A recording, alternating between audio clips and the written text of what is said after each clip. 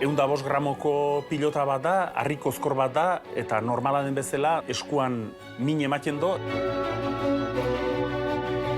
Orain edute pin pan pun, bukatu tantoa. Askok erratute, pilota aldatu da. Dena aldatu da. Ez da bakarrik hau. Pilota da dena. Jugando a pelota, estamos haciendo lo más antinatural del mundo. Takoa jartzerena arte txiki bat da. Jendeak ikusten gaitu telebistan, ikusten gaitu frontoietan, de repente existitzen gara.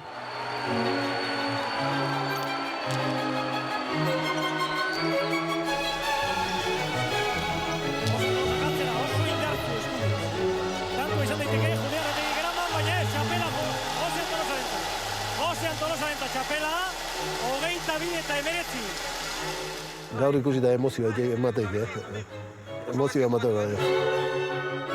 Puta da niri gertatu zaidana, baina haizu, biztanlegoaren 189ak ez du horrelako gauza bat disfrutatu. Eskutako minek erakusten dizuen gauza bat da, ongi zaudenean kirol hau baloratzen. Eta kirol honen benetako zailtasuna kontutan hartzen ere bai.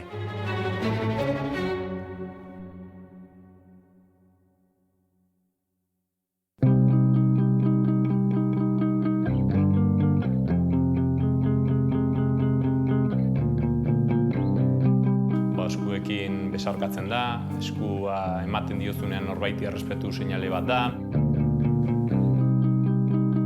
Giza evoluzion tresnarik nagusiena ez bada, nagusienetakoa izan du da eskuez. Aurpegiarekin batera eskua bera da, gorputzaren atal espresiboena, gure elkarrizketei zentzu gehien ematen dien tresna. La mano es, a nivel antropológico general del ser humano, es la herramienta fundamental del ser humano, es con lo que hemos hecho el mundo, ¿no? Es extender todas nuestras capacidades imaginativas en el mundo. Aukitu, sentitu, gauzak hartu, gauzak gureak egin. Bezu hilak idazteko eskuak elkarrekin sentitzeko eskuak arriskua txalotzeko eskuak ta mundu hau jorratzeko eskuak. Gurera etorriz, nik uste Euskaldunon kultura lurrarekin eta naturarekin oso atxikite handu dela beti. Eguneroko lana, eguneroko bizi beharra eskuaren indarra eta abileziarekin oso lotuta handu da, ez? Lehen, eguneroko beharrak zienak, gero denborarekin, nolabaiteko entretenimendu eta kirol bihurtu ditu.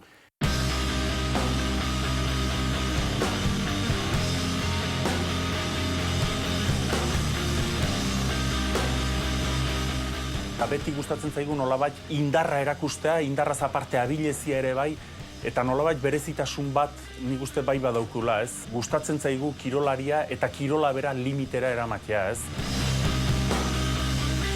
Ez nuke esango plazer bat bezala ikusten denik, baina bai sufritzen ikustea gustatzen zaiola kirolzaleari.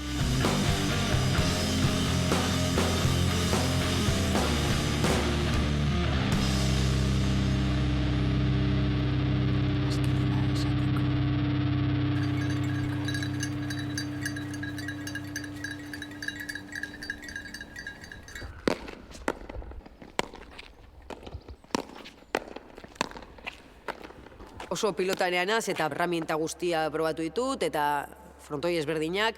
Baina nik gehien betetzen hauena da eskua. Eta nik uste dela barruko dena ateatzen dudalako, dena usten dudalako hor kolpe horietan.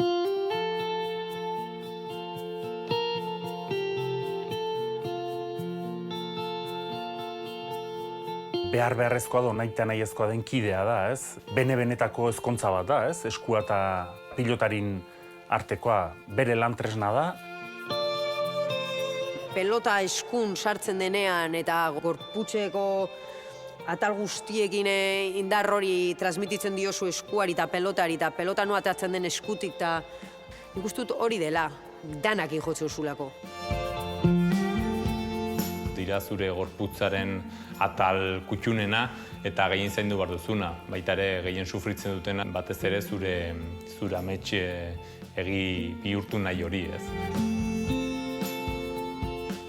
Eskuzko pelotaria izateko derrigorrezko tresna. Baina aldi berean dana da eta ia ezer ez da, azken baten, buruak agintzen dauana, gauzatzen dauan tresna bat baino besterik ez da.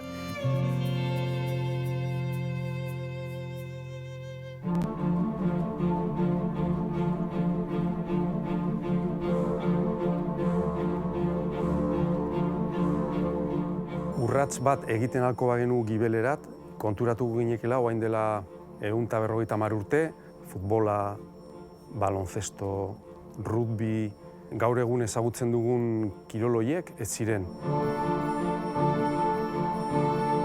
La pelota era el juego medieval por excelencia en Europa. Empieza a ser fundamental en el País Vasco en el siglo XVI, siglo XVII. Sucede un cambio político muy importante que se pasa de la sociedad de bandos. Había dos familias enfrentadas, oñacinos y gamboinos. La pelota empieza a representar un poco ese conflicto que se está dejando atrás, el conflicto entre rojos y azules. Hemen Euskal Herrian momentu baten sortu da kirol berri bat, gaur egun deitzen duguna euskal pilota. Zergatik da euskal pilota? Hemen sortu delako.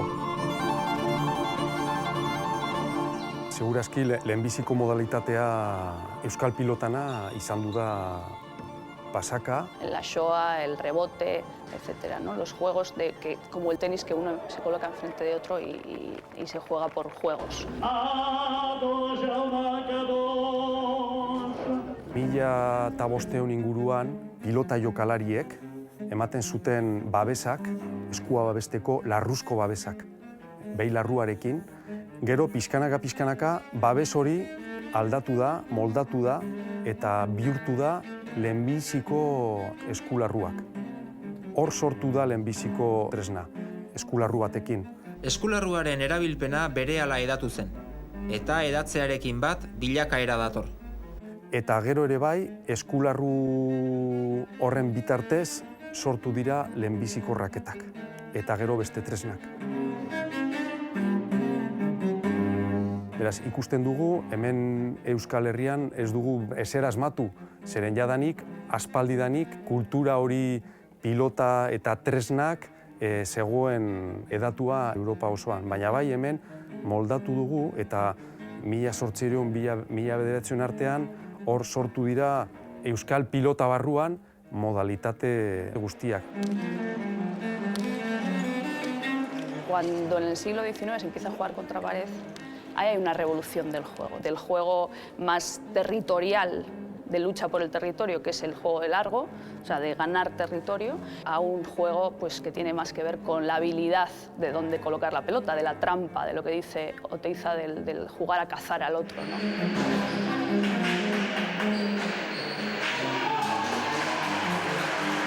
Se empiezan a hacer frontones en todos los pueblos y, bueno, y luego llega la industrialización de la pelota, ¿no? El juego de azar solo está vinculado a un deporte, con lo cual la pelota se industrializa de una manera exagerada, sobre todo las herramientas, y ahí aparece una variedad muy importante de herramientas, ¿no?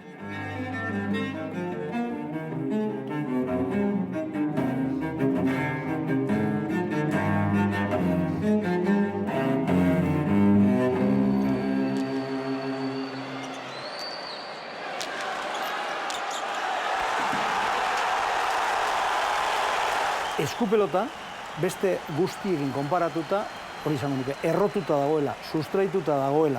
Beste batzuk, normalean irakasle bat behar dute. Zesta jokatzen ez da berez norbait hasten edo erremontean, baina eskuz bai, hori berezkoa da.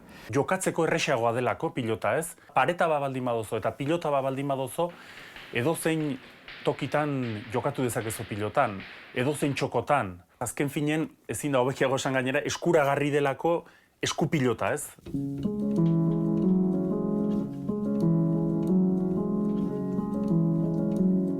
Guk mutikotan, ia beste jolasik ez geunkan.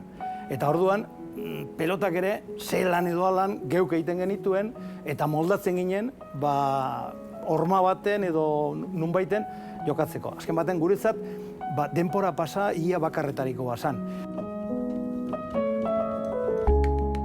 Eta horregaitik, adibide moduan jarriko dut, frontoirik gabeko hainbat herritatik pelotari profesional mordoa atera dela. La escupilota es una cosa de hace un siglo, ¿no? La mano, tal y como la conocemos hoy, no tiene 130 años. En Vizcaya, por ejemplo, la gente jugaba pala. Cuando iban a ver mano o a jugar a mano decían, ¿qué vas? ¿A jugar a lo lento? Yo creo que esto ha sido todo cuestión de la televisión, porque la televisión se ve muy bien, han conseguido que se vea muy bien la mano. No se ve bien la herramienta en la televisión, la pelota prácticamente no se ve.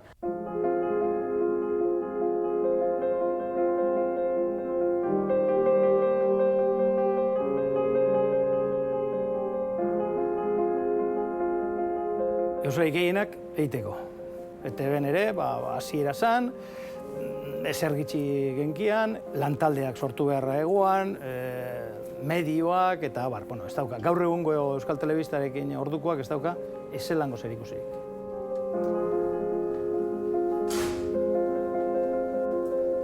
Gaur egun albistegi aurkezten jarri ninduten, hasieran, baina gero, zuzendaritzak esan zuen, kirol erredazioa sortzen hasi behar dugu, kirol arduradun izateko. Eta gaurko gure gonbidatua aurkeztuko dizugu lehenengo eta bain. Eskupelotaren inguruan, danon orduko kezka nagusietariko bat zera zala. Pelota ikustea, ikusi alizatea jendeak pelota.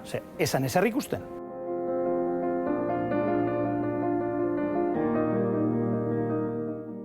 Frontoiak zuriak ziren. Pelota normalean zuria, erdi, baltza izaten zen, ezegoen kontraste nahiko. Da hor sekulako aprobak egin gendu zen, esate baterako. Pelota batzuk baltzez pintatzen hasi ginen, ia kontrastea lortzen zen da, apur bat lortzen zen. Argirik, kobasulo baten baino argi gutxiago zegoen. Eskinen konturatzen, hortara ohituta gengo zelako, baina gero ikusita, orduan kobasulo baten baino argi gutxiago egoan.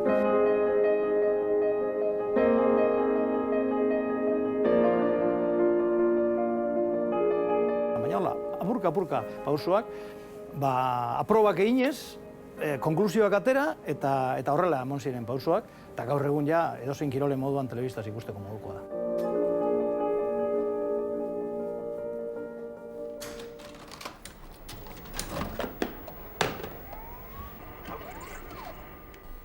Kaixo, eguerdion pelotazale guztioi, Donostiako Anoeta pelotalekutik.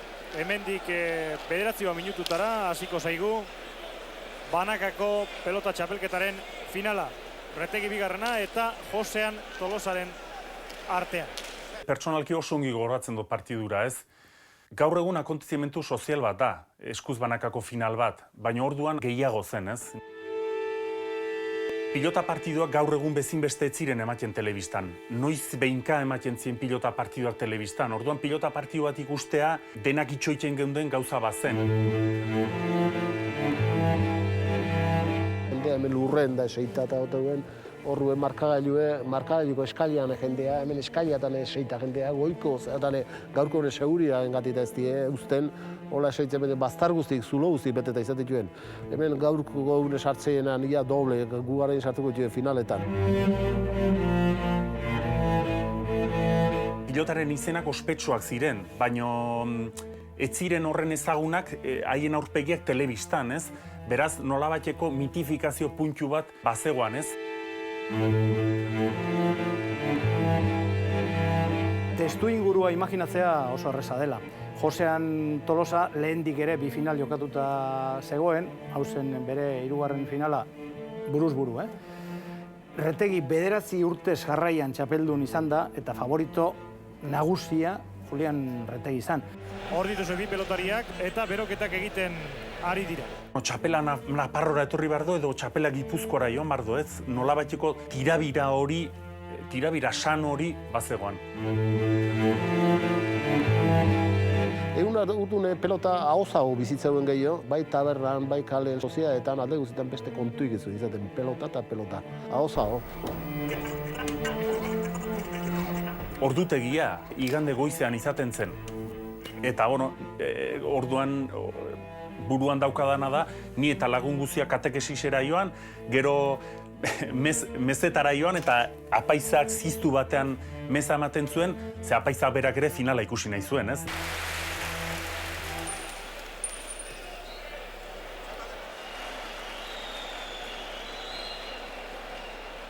Eta sakea Julian Retegi tokatu zaio.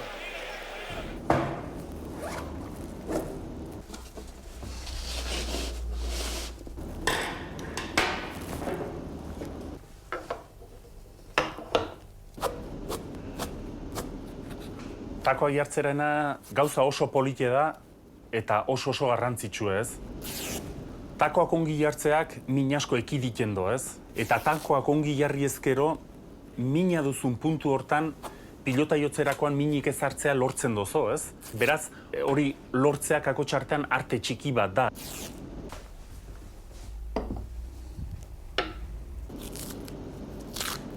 Esango nuke takoen garrantzia oso handia dela eta historikoki beti lehengo pilotariek eta oraingo pilotariek ekilibrio bat bilatzen du takoaki. Nahi duena da, pilotarekiko alduen sensibilidade gutxiena galdu, aldi berean eskua ahalik eta gehien babestuz.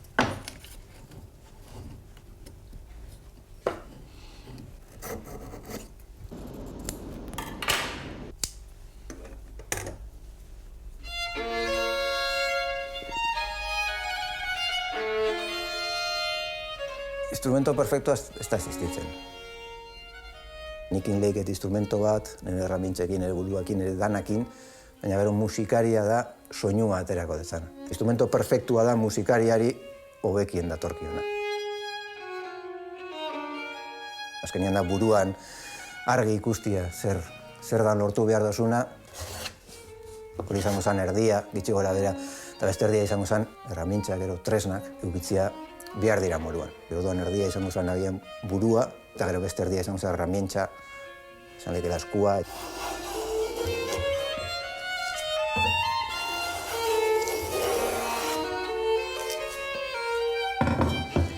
Irakasle batek izan zezko moruan importantiena azkenean da soinu hori lortzea, eta tresna da bide bat.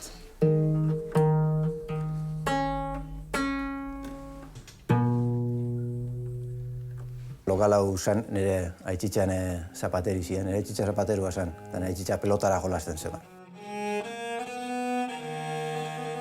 Zapatak itxeko erabiltzen da estena, adibidez, ala burri bat oso zorrotza, zuluak itxeko, eta askotan sartzen zegoen, eta izegarri bez, zekan kriston gaiu. Izan, kriston gaiu egin, ez? Zeban, orduan ez zeben erabiltzen tako hori, ez dakitz. Menotza dago, fresko. Beti otea menotza. Marti! Nik bi hitz aipatuko nituzke. Bata, liturgia eta bestea tertulia. Takoa jartzea nolabaiteko liturgia da, aldageletan, pelotariak, eta pelotari guztiak gainera. Aurkariak, baina alkarrekin, kontu-kontari, txantxetan, tertulia bekainean. Eta gero beste aldo batetik, bakoitzak bere gauza ditu, ze takoak ipintzeko ez dut uste modu bakarri dagoenik ez da antzik ere, bakoitzak bere kasa edo beste batzuen gandik ikasten du, ekinaren ekinez, apurka, berez ikasten da, eta hori, askotan ikusi ditugu pelotariak, euren hartasiekin, hor, nolabait esateko, artelanak egiten. Horregatik esango nuke, horrek badaukala bere liturgia, eta aldi berean, ordu bete inguruan edo ordu terdi inguruan sekulako tertulia izaten zala pelotalekuetan, eta zorionez hori mantentzen da gaur egunero. Zematetik zematera jute zari pasagiztora? Ni normalean astero behin, ez eskutako, sin más, deskargatzeko edo zerbait egiteko. Astero normalean behin, bai. Zuekin? Ni mina dauketaren hola igual jun izan du naiz, baina bestela normalen ondo bali mauzketen naiz juten. Aspaldi bintzat ondo nabil da. Alkarrekin hitz egiten eta bakoitza beretakoak jartzen. Hori, alde batetik, ezinestekoa da gaur egungo edozein kiroletan. Behar bada, beste ohitura batzuk ditugulako eta beste gauza batzuk ikusten ditugulako kirol guztietan.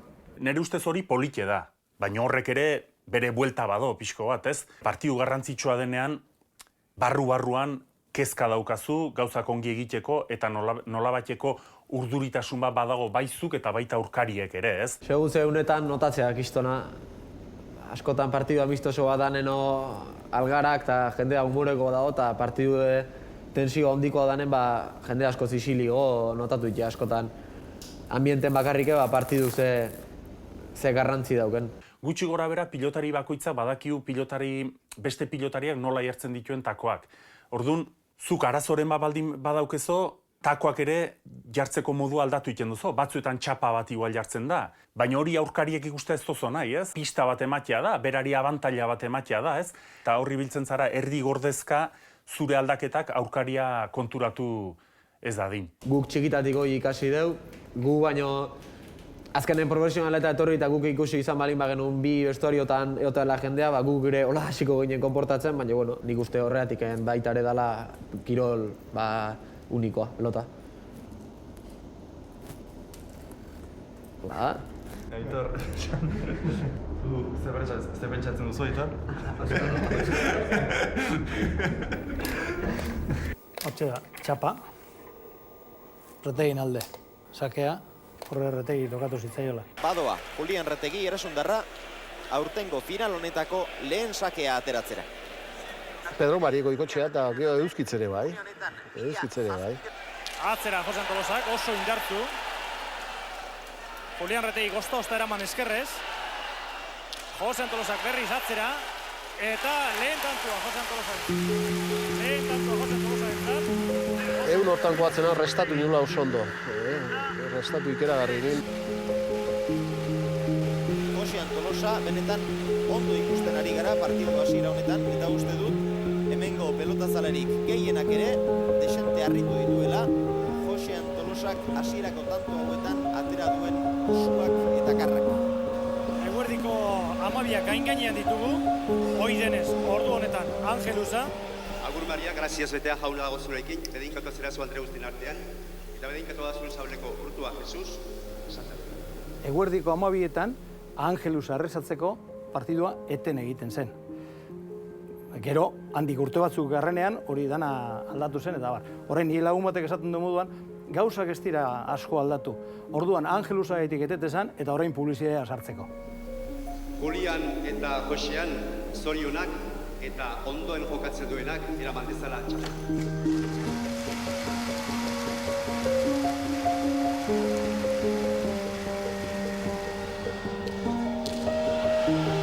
Errebotera joan daiteke pelota hori, bai. Errebotera joan da eta Josean Tolosaren 9. tanto. En todas las épocas, curiosamente, siempre hay un fuerte y un astuto. Porque claro, la fuerza se le gana con la astucia y a la astucia con la fuerza. Entonces en ese partido que dices entre Tolosa y Retegui, realmente es paradigmático.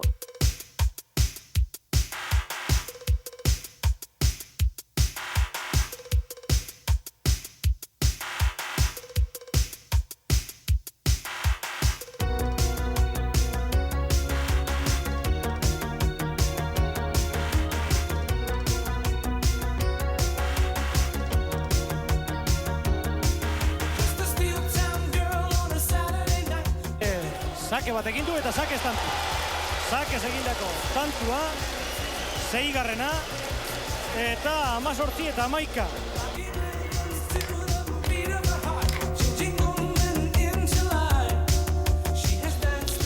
Erdi utori Retegi gatzeratzeko aprobetxatu. Josean Tolosa oso ondo eskerrez. Julian Retegi zabalean utzi pelota, Josean Tolosa heldu eta Julian Retegi Hogeita bat eta 12, eta orain bai, orain esaten izake, Josean Tolosak txapel erdia baino gehiago eskutan. Horrez, ahi benago, esaten txapel erdia, ni banetxekien zer neuken hor. Hemen di aurre azte kalbarioa. Gure deportek denak pixko relazionatu daude eskuko indarra eta habilidadea. Eta aizkorare alaxe da, beti gaina aizkora zaleketan beti ikusi nahi izaten du sufritzen aizkolarie, baina sufritzen. Aizkolarie zenbat da gehiago ikusi sufritzen, jende ordunde gustora kontentu ordunezek. Artea behar dula hortak gore bai, non sartu aizkora... Utxe bat egin malimak. Hoi da, akabo. Golpea galde dokek, pilota mezela. Pilotan ere batzu badie berez sufritzen ez duena eskutatik, eta beste batzu berriz. Naiz eta saiatu gortzen, indartzen eta zea, pixko gortu goitio, bino... Hemen zenbatak egibili esku ezitzeko horatara eta hone berak ostei. Hone berak ostei. Eta tokatu altzaizu askotan igual apostuk eta ikusita eta esku lertuk eta guan dela gutxi gure herrikoa Jon Rekondok lertu zituen eskuk eta... Horrek lertu zituen, Arria Xabierre bai. Arek emingo puzko denak kendu zituen. Pilotan Tolosai pasatu zitzion 89ko finalen, bai?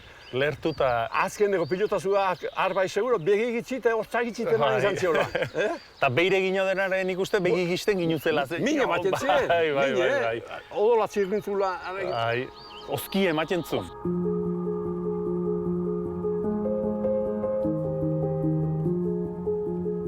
Pilotari bakoitzak ere bere gauzak baditu edo bere autodidakta mundu horretan buruari bueltak emanta ikasten ditu eskuak hobetzeko zer diren modu hoberenak. Lan tresna bat hartu, nekazaritzako tresna bat hartu edo eta eskuak gogortzeko lan saio bat egin. Urritz makila hartu eta haiek igurtzi eskuan, olio berotan sartu. Eskua zaintzeko berbena belarrekin egindako enplastoa hori historikoa da adibidez. Musarru urina esaten zen oso ona zela eskuetan masaje emateko. Komponente magiko bat bezala zuela ematen zuen, eskuak sendatzen zizkizuna. Partidu bat jokatu aurretik kutxila batekin hemen atzekaldean 3 ebaki egitea Zertarako, pilotan jokatzen zuten bitartean odola ateratzeko eta eskua ez puzteko. Tanto eta tanto tartean eskua puzten baldin bazen, publikoko norbaiti deitu edo zure konfiantzako norbaiti deitu, eskua lurrean jarri eta gainean zanpatu, zanpatu zure indar guziekin puztasun hori kentzeko, Orduko teknologiak akotxartean hori zen, orduko hobekuntzak hori zien. Gaur egun gauza horiek gehienak astakeria hutsa iruditzen zaizkigu, Eta gauza guzien gainetik, esku bat zaintzeko lehen eta orain mantentzen dena da, pilotari bakoitzak bere konfiantzako masajista daukala, Lehen horrela zen, orain ere horrela da, eta zergatikan jarraitzen du, funtzionatzen duen gauza bat delako. A ver, Miguel, quiero ver un ganchito. Miguel, venga, cuélgale una. ¡Ay, ay! Pues te voy a decir, con el que más he reñido en mi vida, don Juan Martínez de Irujo. Con él aprendí muchísimo, era muy crítico conmigo, lo cual agradezco.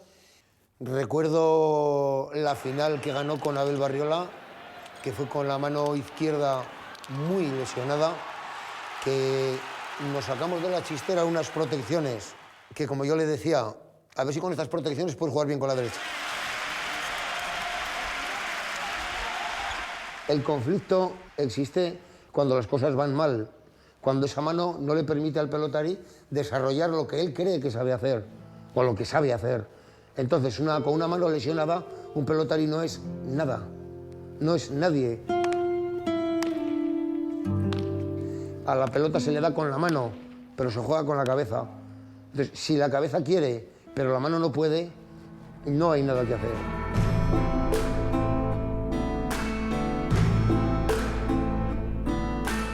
La palma de la mano humana está diseñada para agarrar cosas, para presiones progresivas. Entonces, estamos jugando a pelota, escupilota, lo más antinatural del mundo.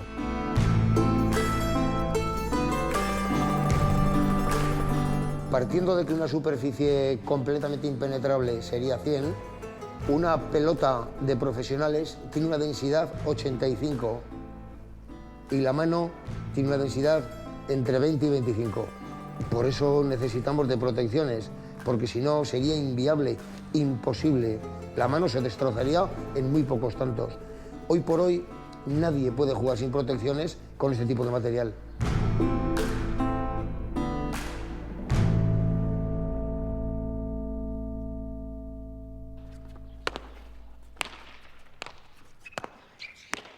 Un padre me dijo que él lo veía muy mal porque si utilizaban desde muy pequeños protecciones, jamás se les iban a hacer las manos.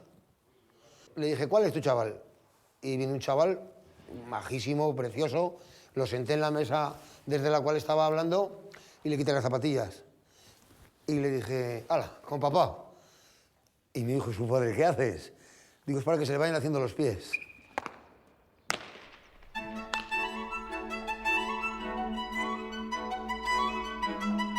De repente jendeak ikusten gaitu telebistan, ikusten gaitu frontoietan, prentzan, de repente existitzen gara. Eta ikusten da ere gaina atzetik badatozela neskatilak. Ginen 3-4 neska, nik ezagutzen ditunak Bizkaian. Eta 7 urtez ni bakarrik iraundu nuen nola 10 urtetatik 17ra. Bestek egiten zituzten 2-4 urte eta ja infantiletan edo uzten zuten. Zer gutxi zegoen neskentzako, orduan nik uste motivazioa galtzen zutela neskek eta uzten zutela. Dituan hori txapena beti dia animatzen, jendea ni animatzen, bultzatzen segitzeko eta harriduraz, jendea harriduraz gelitzen zen ni begira. Baina taldekidekin oso ondo, zegoen baten bat oso gaizki eramaten zuela nesken kontra galtzea, baina hori umetan asko gertatzen da eta asko ikusten da, mutilei irabazi eta negarrez. Hori ikaskuntza bat da beraientzako, galtzen jakin behar da.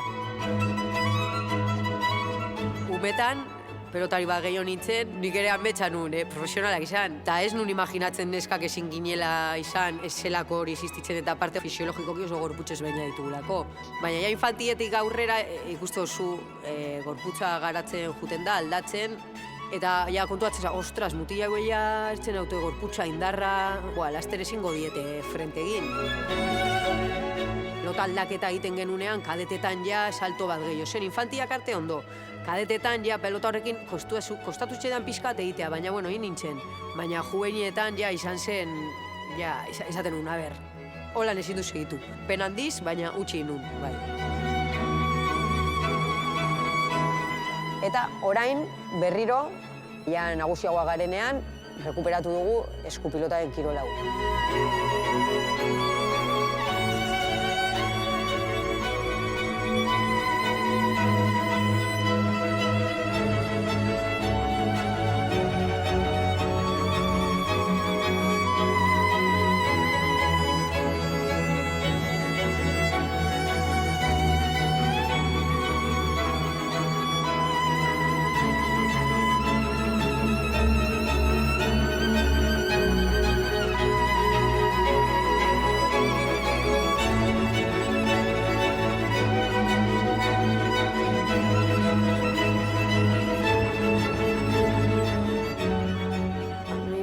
Oso gustora benago jolasten pelotiaz. Azkenien ikusi da zein finaletan guk egin genuen partidu 1000 pelotaka da, azkenien honean oso gatza da. Tanto bukatzi edolan. Baina, karo, ez talde batetik bedau pelota gogorra basartzen bazuen de repente, oin gauzen egun horretatik segiduko dabe jolasten 20, edo 20 asko esan da. Gu bizon historiz hori txikitzutan hasi ginela gogorragaz, mutilen kontra, eta itxi genuen momentuen, halko genuen perfectamente segidu pelota gogorragaz jolasten. Eta gure arazoa izan zen, edo mista, edo tokerdia, edo...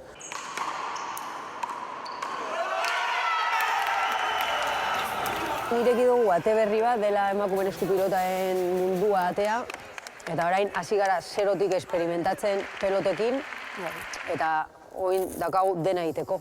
Bizitasuna emateko jokuari, baina aldi berean argi dago neskak erakartzeko mundu hontara edo euskal eskupilotara pelota bigunak behar direla.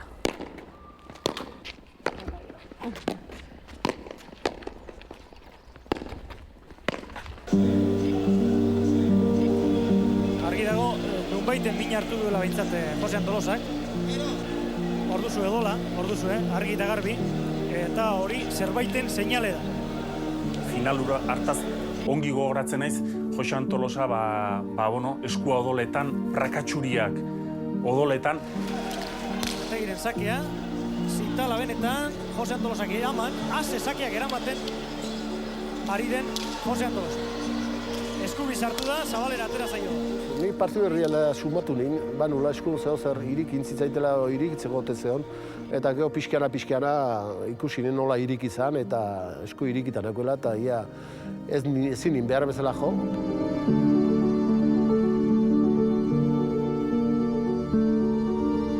Eta nik uste partidura ikusten zegoan pilotazale guztiek, Joxan Tolosak pilota jotzen zuen aldiero begiak isten ginuzela, ez?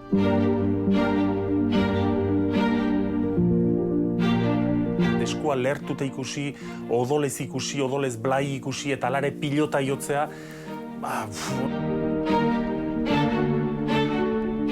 Demostin sufritzen nahi da, pelotik izin dukutu eskubileakin, da oain entzaio ere Saltzamarra lertu, da odoletan daka, da eskai da aguantatuko, oain arte aguantatu, baina kondizioetan ezilik jokatu. Hoi golpero, buruan minio etxizu horrek. Julianen aurkadina jokatzen, gauze zaildu ingo zaizkia, baina tanto bakoitze sufritu behait atzeneko izango litzako ez dela. Eta hoxe nien. Jose Antolosak ere bai, nekatuta ikusten dugu, baina sufritzen daki pelotaria da, eta dejada hori ezin jo behar. 16 eta 21 bat. Retegiren ganean, nik esango nuke buruz buru jokatzeko sekulako doainak izan zituen pelotaria. Buruz argia, hanka oso onak, bi esku bikain, dana. Animali batekin konparatu beharko banu, basakatua erekin konparatuko nuke. Retegin zaperri zeren lana. Hogeita bateraino heldu zen Tolosa, 12an zegoen Julian Retegi, eta gero hor erreakzio bat izan zuen. Urte asko pasatu dio ordezkeroztik, 29 urte, okerrez bana, bino denen burutan eta begitan daude irudiaik. Hau atzenekoa izango epa.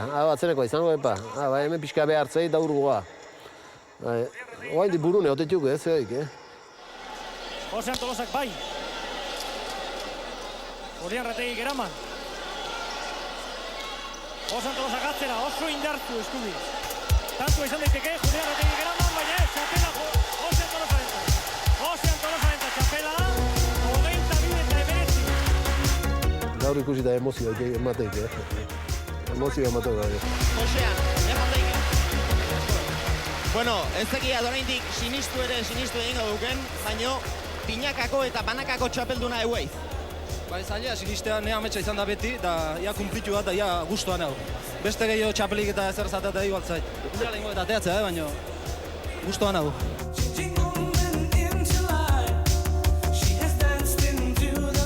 Nik esango nuke Jose Antolosaren eskuko odolaren irudia hori mundu guztiari gelditu zaiola.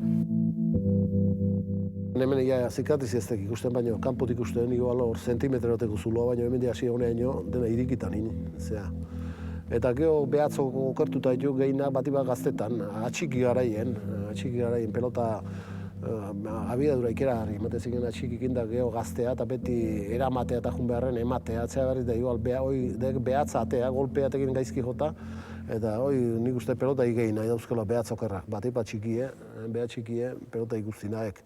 Hau da, pilotaren zatiketa.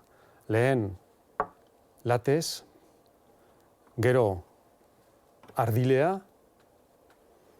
gero ardilea kotoi pixkatekin mehalkatua, eta gero ja bukatua pilota larruarekin. 105 gramoko pilota bat da, harri kozkor bat da, eta normala den bezala eskuan min ematen do, eta garai batean min handiago eman entzun.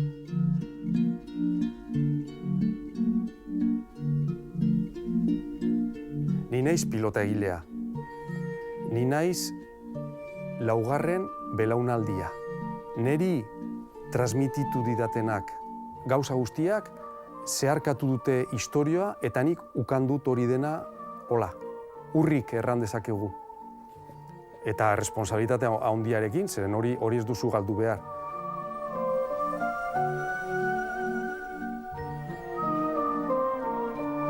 Hori da gure aberastasuna, hori da gure petroleoa. Kanpoko gaiakin egiten dugu produktu bat, gaso hontan pilota bat, eta dauka gure izena, Euskal Pilota.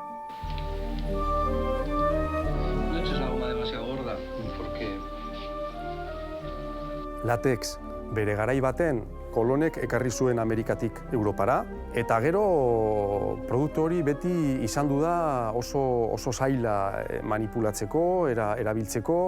Lehen etortzen zen, pentsa, Brasildik, orain ekartzen dugu Malasiatik. Hemen ez da posible sortarazten EBA Brasilians, zugaitz hori.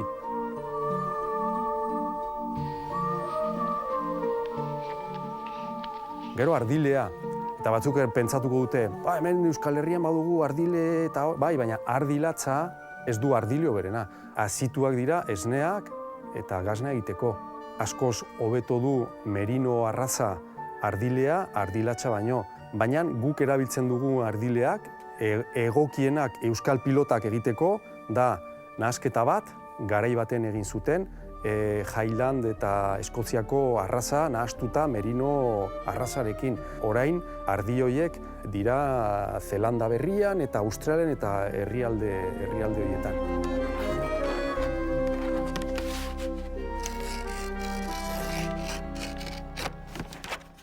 Eta azkenean larrua. Larrua ere bai, pixkat larrua ona izateko ikusi behar duzu zauriak eta pixkat ikusten duzu kanpoan bizitu da eta hemen maleruzki ez dugu olako larrurik eta bortxatua gara ikartzeko hauntza larrua, kanpotik, Pakistan eta olako lurratik.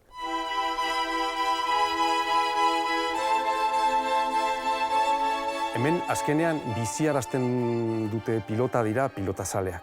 Eta entzun behar duzu bete pilotazaleri.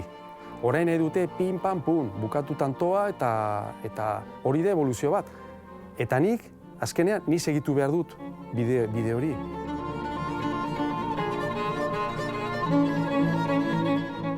Dena mugimenduan dago, pilota mugimenduan dago. Pilota oraindik airean dago. Arazoa izango da, egun batez erortzen baldin bada. Askok erratute, eskela pilota aldatu da. Den aldatu da. Baina pilota da dena, Ez da bakarrik hau. Pilota da dena.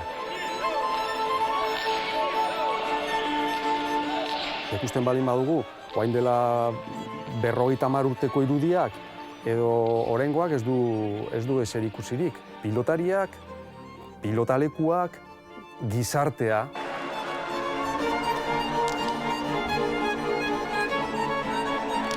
Bilatzen dena da joko azkarrago izatea, ez pilotan bakarrik eta euskal kiroletan bakarrik, baizik eta kirol guztietan orokorrean. Evoluzionatzen bada, horrek nahi du erran bizirik dagoela. Tantoa egin beharra dauka Altunak, partidari eusteko. Egiten dugu lana erresponsabilitate ikaragarriarekin eta begiratzen dugu gauzak eta begiratzen dugu pilotak milaka aldiz. Ni intendenteak eta pilota hautatzailea, Hauek ez dira joaten nola denbora pasatzea, ez. Eta pasatzen dugularik gaizki denak.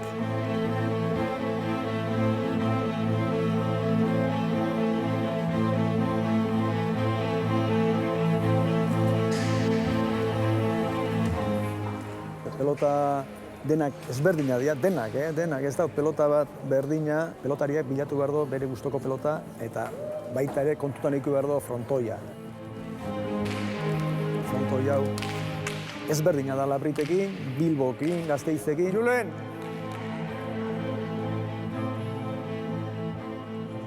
Artuxo, nizketa, ezin alda. El día de la elección de las pelotas empieza el partido, o sea, es el momento que realmente los pelotaris entran en lo que es el partido. Bueno, nire pilotak gustatu zaizkit, politek die, eta berea bat gustatu zait, eta bestea gehiegi iruditu zait. Nik uste netzako pelota egokinak hartu jutela eta alde hortatik ez da hola ingo problemik. Ne ustetan pelota egokia ditu, eta egokia frontoierako batez ere, eta gero aukeratuta gero aber zezaten duten pelotariak. Iaz azizean presako liga, finalerdietako eta finalerako ze pelotari jogatu duten jakin gabe, orduan egiten da, frontoia etorri, pelota aukeraketa normal baten, bi intendentekin, eta hortik 10 pelota aukeratzen junik. Hemen, ni trampa ni kartona, nola esaten dek? Ese plástico habéis podido quitar y poner 40 veces ahí se podido hacer eso. Jakin gabe zeinek jogatu behar duten, netzako garbigoa da. Eta hortik aurraia, pelotariak, lehenbiziko bikote gorriak aukeratuko ditu, eta gero bikote urdinak.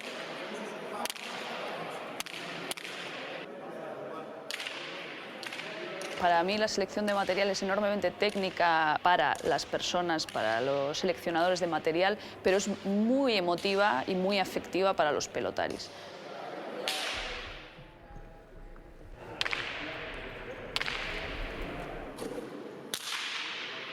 Gehiena behiratzen da frontiseko salida eta gero lurren nola ibiltzen da. Referentzi horik izaten dira. Azkar egin dezu, Oso onak, oso txarrak.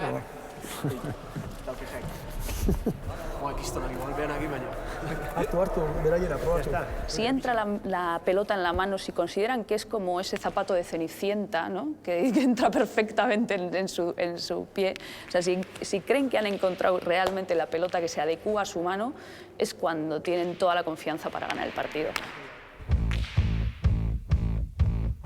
Muchas veces ya estamos un poco aburridos también de escuchar tonterías. Parece que hay que llorar, ¿no? Para que te hagan caso. Yo por lo menos ya el culo tengo pelado y ya así siempre, según con qué pelotaris pasa lo mismo, así que estoy acostumbrado. Si lloras un poco, pues te hacen caso, ¿no? O le entra el miedo al seleccionador. No, me aburre y me hace gracia también, porque me entra por aquí y me sale por el otro. Pelota munduan polemika materialarekin beti egon da, eta oso zaila da hori konpontzea.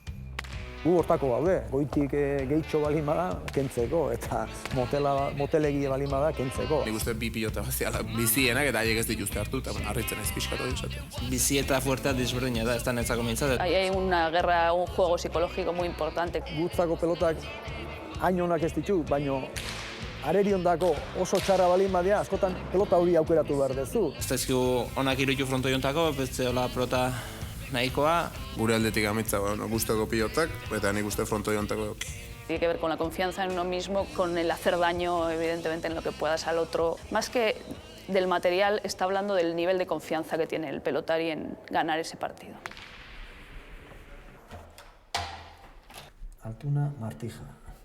Gustora gehatzen dienen, neu ere gustora juten naiz etxea. Eta sarre juten dienen, nire ere keskatuta juten naiz etxea. Baina, bueno, batzutan hanka sartuko dano sartzen den bezala.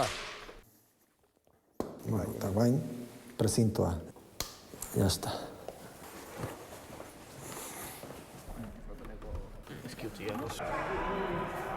Oso ondo, eskarrik asko.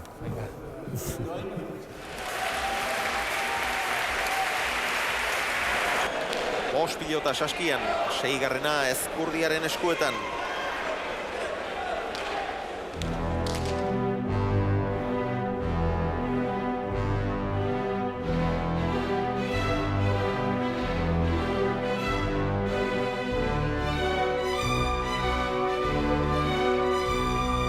La pelota, cuando pasa a ser profesional, deja de ser un deporte y es un espectáculo. La gente quiere ver velocidad.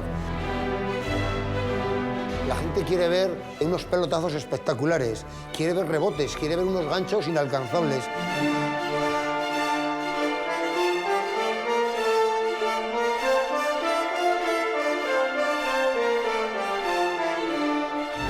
Al ver las imágenes con tan poca velocidad, te da tiempo a fijarte en todos los detalles. Casi todos los golpeos de abajo y en las voleas, la pelota sale rozando los dedos. Segundo, tercero y cuarto casi siempre.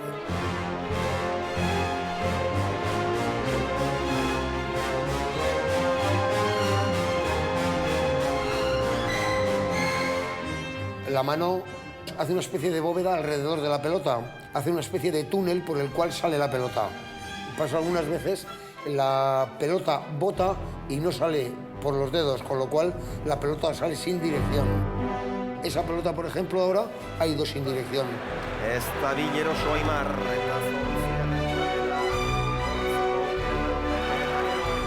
Hay tres factores que suben muchísimo el índice de lesividad de este deporte. Uno es que, por supuesto, el pelotari tiene una forma física mucho mayor de la que tenían hace tiempo. Hoy el pelotari le imprime a la pelota mucha más velocidad. A él también le llega con mucha más velocidad, que es el segundo factor. es el factor frontón. El suelo es más rápido y el frontis responde mucho más rápido también. Y el tercero de los factores sería la pelota, que evidentemente sí es más densa y sí tiene menos diámetro.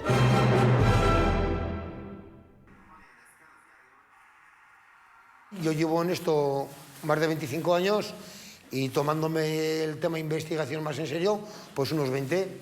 Entonces, bueno, pues yo he visto de todo, trocitos de tela, trozos de cuero. Una cosa que me llamaba mucho la atención es que ponían encima del burlete de las ventanas trocitos de carta, de baraja. Aquí vemos unas protecciones que llevan una chapa metálica seguramente. Ahí la vemos, es una chapa metálica que tiene cero elasticidad, entonces cualquier pelota que pegue ahí va a rebotar porque la superficie es muy dura.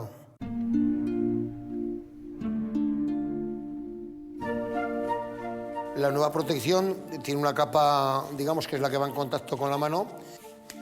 Esta va a ser la que va a distribuir, digamos, de base en la mano. Luego, un plástico de distribución y luego ya iría la capa de control, que es un taco mucho más blando, que tiene la función de que al ser más blando la pelota no rebote. Siempre donde pegue se quede la pelota y que el pelotarí realmente pueda dirigir la pelota.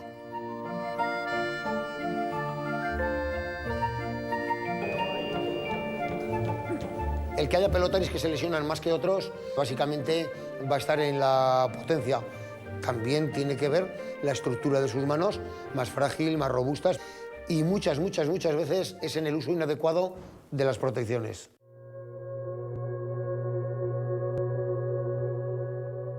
El mal de manos es un dolor punzante, pero que no se va después de darle. O sea, te da una punzada, un dolor muy intenso y que deja un residual en la palma de la mano. Bueno, hace completamente imposible la práctica de la pelota. Bi behatz hauek nitxun txuri-txuriak eta mina ematen zidaten. Lehenengo eta behin hau zabaldu, hola, fibrosia kendu, hemen zabaldu, zaini ireki goraino eta garbitu. Hemen daukadan bolo txiki horrekin kriston mina somatzen nun. Hemendikan ikusten duzuen honetan ireki zidaten oso gauza txikia, tendoi atera, garbitu eta itxi, baina gero somatzen nuena batez ere zonalde guztian beti mina.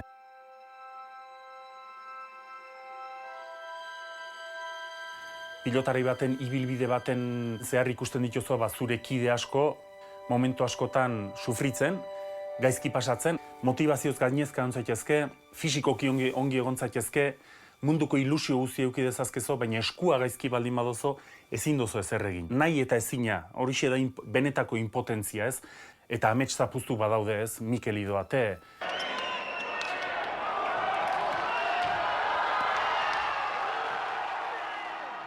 Nik uste dut urte terdin eramala edo 2 urte inolako arazorik gabe. Tako normala jartzen, beti entrenatzen, jokatzen eta beti arazo handirik gabe. Pues, sin más, Julen Retek 7. tantuan pilota moztu egin ziren paretara, eta han pilota joan egin nun, eta nik banekin hor zerbait arraroa gertatu zen, ze esku asko hanpatu zitzaidan, zaztada bat bezalakoa izan zen, eta partida bukatu nuen ez dakit nola, baina kriston minarekin. Ikusten duzu nola denbora pasatzen doan, eta zurekin zeuden guztiak jokatzen daudela, irabazten, bere karrerak handitzen doaz, eta zu zaude zure etxean, entrenatu gabe, denbora badoa, eta zure buruari beti bueltaka. Askotan altxatzen nintzen, amets gaiztua izan da, edo amets ona, jokatu behar nuela, partida, eta esaten, pues igual eskua ongo izango dut. Eta juten zinen frontoira, pilotatzen zenun pixkate, eta ikusten zenun hori zegoela ongi. Gero azkenean, hilabeteak pasatzen direnean, desesperazioa da. Kontratoa resolbitu edo bukatu nuen egunean eta sinatu nuenean ja pilotariaz nintzela gehiago izanen, eta ateratzen zarenean zure paper txuri horrekin etxerako bidean, orduan horren eskari ditu nion, eta kriston negarra botan. Hor egun horretan bai ikusten duzula zure ametsa horretan bukatzen dela. Eta gainera ja ez dago atzerako biderik.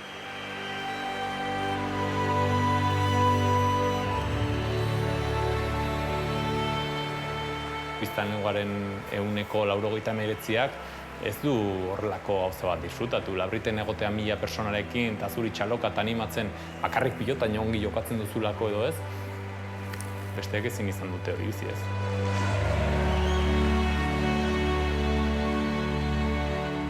Niretzako eskutako minek erakusten dizuen gauza bat da, pazientzia edukitzen, dena ezin da kontrolatu, eta beste alde batetik ongi zaudenean kirolau baloratzen, ez? Kirolau matxatzen eta kirol honen benetako zailtasuna kontutan hartzen ere bai.